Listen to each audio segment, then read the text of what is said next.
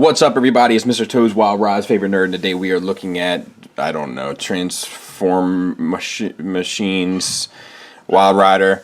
To me, I got news for you. Much like a rose by any other name is still a rose, a Warbitron by any other name is still a Warbitron to this guy. And also, shout out to me for the Mr. Toad's Wild Ride reference, if you know what's going on with that. It's an old Disney-themed ride based off Mr. Toad, which was a Disney animated film that was pretty awesome. So this thing, updated car, looks good, good feel, rubber tires. We got the red translucent plastic, which I think looks awesome. I think a lot of times under these circumstances, especially with third party, they take another way out instead of doing a tint to a window that isn't necessarily real world, but instead going for that more G1 quote-unquote look and having the red translucent for the window, I think is a very smart choice. The sculpt on this is good, and it has a paint finish on the body of the vehicle, which I'm surprised to see, but I'm surprised in a good way. Now, in a bad way, the weapon is stored underneath here. As you can see, it's fairly clean. The weapon is stored underneath here, tabs in right there, and this thing is ugly, and it's purple, and there's no paint on it, and this thing hinges up and he holds it. And that's the end of this. And lastly, before we get rocking and rolling, is our size comparison with Tiger Tracks. And as you can see, very comparable and very true to form, at least I feel like anyway. You know, somebody might be like, I'm a supercar expert, and this isn't accurate. This and guess what? I don't care. They look good next to each other. And on here, we have these little bits here. These little side view mirrors, and they're like a soft plastic, so you no fear of breakage. Silver paint there, silver paint on the wheels, and I think we can get going. All right, so before we get going, I lied to you. I didn't. All right, so before we get going, I have to admit I lied to you. I forgot to mention one thing, and that's that these bits here are a hard plastic. These are soft, and then I meant to talk about these. And I'm not sure if it's because of the shipping. You know, it's been shipped to multiple places, and we'll talk about that here in a second, but they are stressed. The tabs that insert are stressed. So I'm going to try to be as careful as I can with it, but it's in pretty bad shape as is, to be honest. Now, let's talk about how this got to me, because I like to be as transparent as possible. Chumung Mung, it's a toy distributor. He actually has looked out for me in the past with that Play Arts Kai Boba Fett. He sent this to my guy, Dezefticon, my Australian buddy. And Dezefticon then sent it to me. Dezefticon takes a mean picture. If you're not familiar with him, I'll put a link to his photographs in my description. And then Dezefticon and I are friends, and he sent it to me so that I could take a look at it. He was hoping to get it to me before everybody else in the world got one, but you know, that's how things happen, right? So the first thing we're going to do is we're going to open up these arm pieces here, which this is a lot of tabbing. You know, it's just, I think, fairly typical of car bots. You know, they just kind of, they do the engineering and then they build the panels around it. And this one's giving me a very hard time. There it is. Make sure we didn't break anything. Doesn't look like we did. Now come to the backpack and lift up these panels here. And they come up and then in. And they're on both sides. And the best place to grab it is right at the wheel well. Up and in. And then take your tires, they're pegged in here, unpeg them, and then fold them in. And also fold these side panels in as well. And you have to kind of manipulate it around this ball joint, and the clearance isn't the best to do so.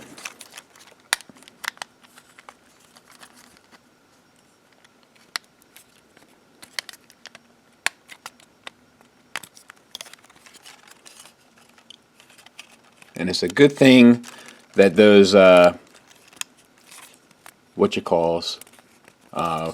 mirrors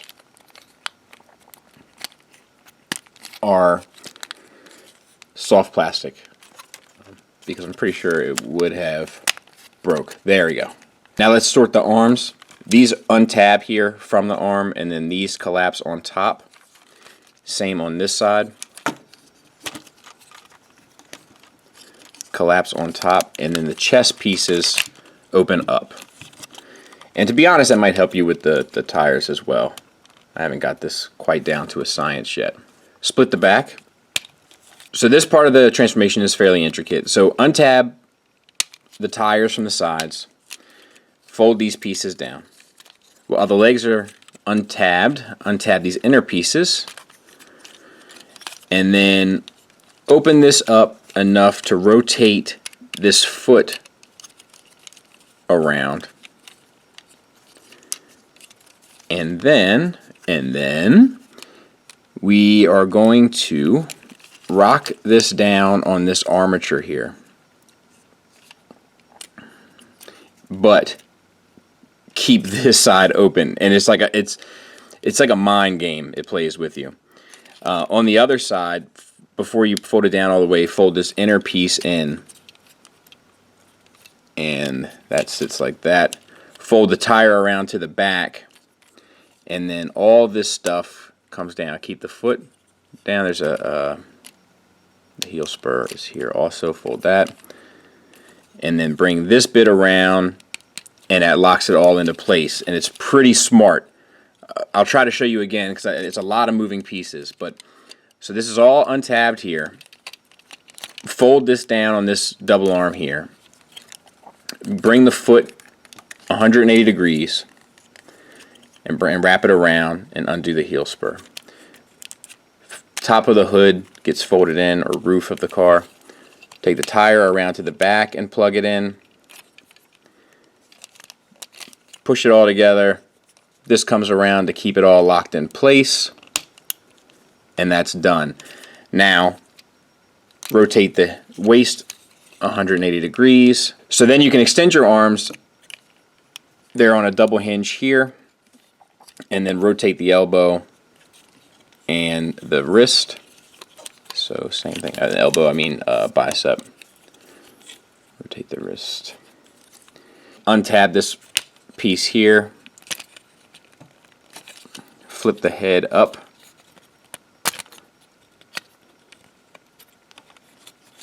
These pieces have a tendency to close on you, FYI. And then tab that back in. And lastly, rotate the backpack so that it covers the roof of the car, and you're in service. Before we get started, I think it's worth noting that this is a test shot.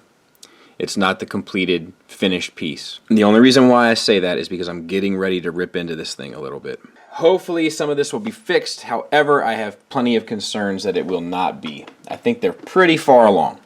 Let's talk about it. Stress marks everywhere.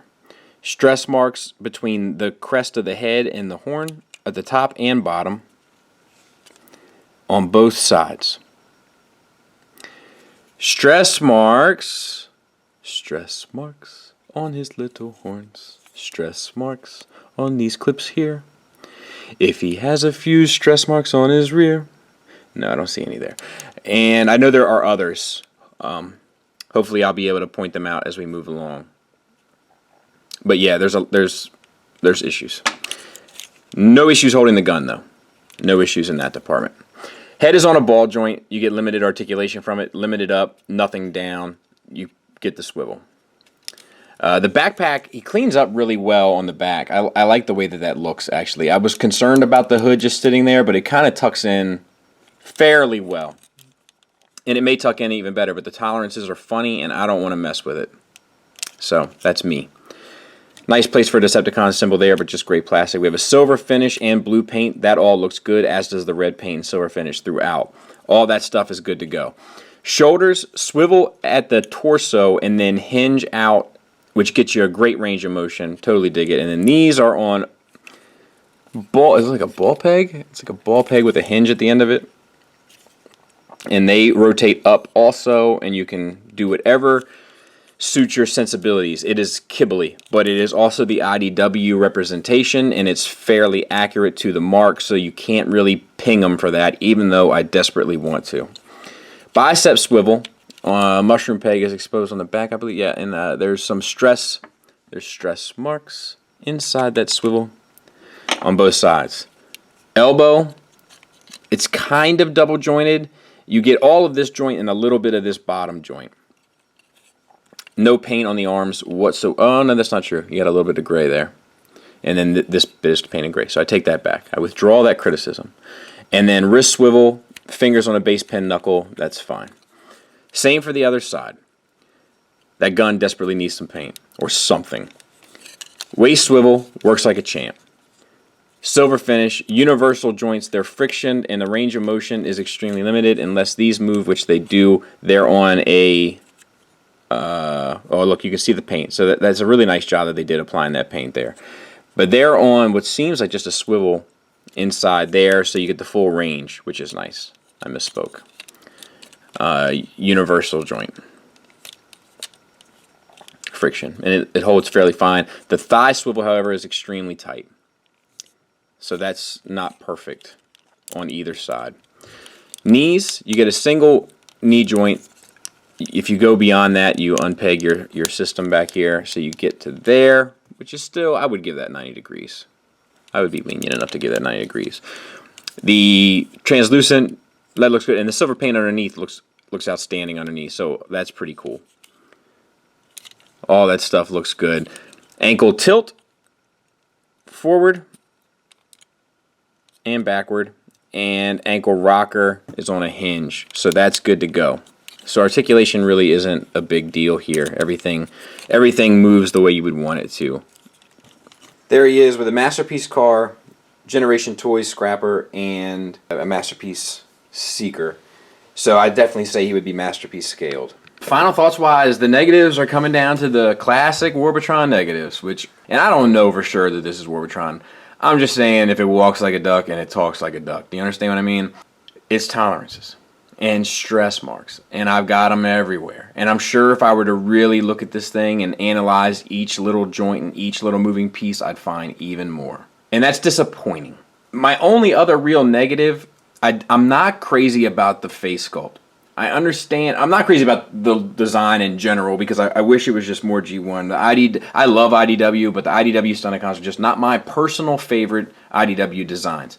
That being said, I get that they're going for the IDW look, so fine. I'm on board. But I think the head sculpt is the one thing that really seems to fall a little short for me. And not that it's not accurate, it's just something about the way it translates. It doesn't have a presence, I guess. I don't know quite how to describe it. But something about it leaves me feeling unsatisfied. I love the transformation of the legs. I think it's smart, I think it's clever, I think it ends up looking cool, and I totally get behind it. The transformation of the arms are kind of a cheat because you just have two panels to hide away, to tuck the arms away, right? The backpack is frustrating. To be fair, once again, it's a test shot. Some joints might be stiffer than others. It was hard for me to get access to it.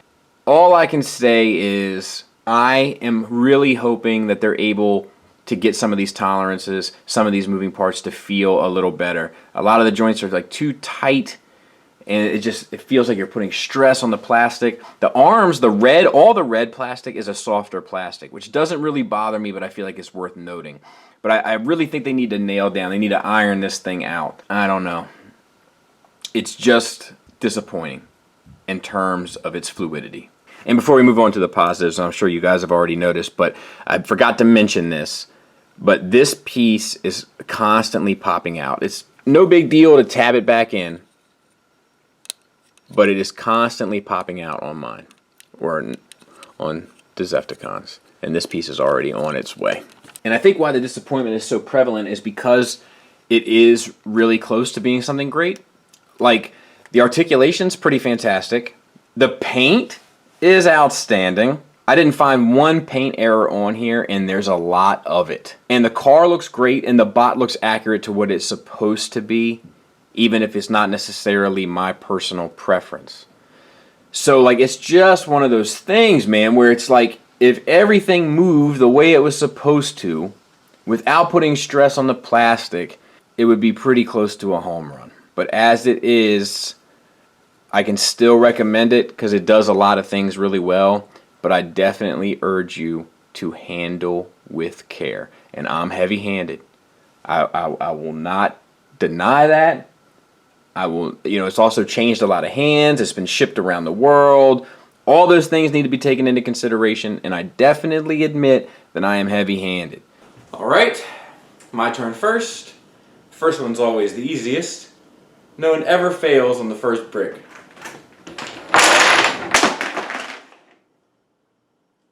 Nobody knows. But that being said, I still urge you to use caution. Thanks for listening. Thanks for watching. Till next time, take care.